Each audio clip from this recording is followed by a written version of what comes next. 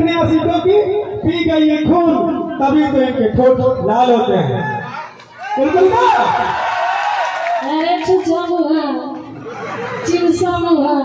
तो क्या तेरे भाई लोग के बोलते हमें जब लगता किधर है हाथ तालिका तो ही चाटते दीचे देख भी हाथ तालिका के बोले काम लोग झगड़े अच्छा की बोल लो सुन ले। अच्छा बोलो की बोल लो लड़कियों के जितने लंबे घने चूल के बोलছে है गो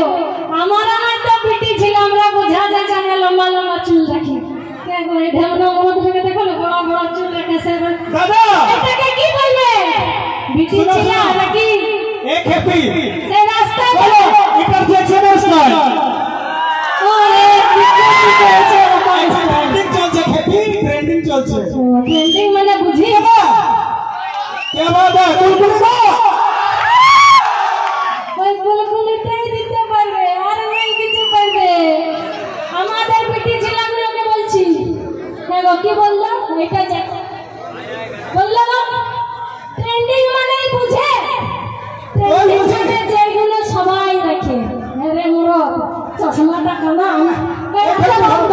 কালো চশমা পরে আছে কানাটা দেখবে কি চশমা ট্রেন্ডিং আছে কি দাদা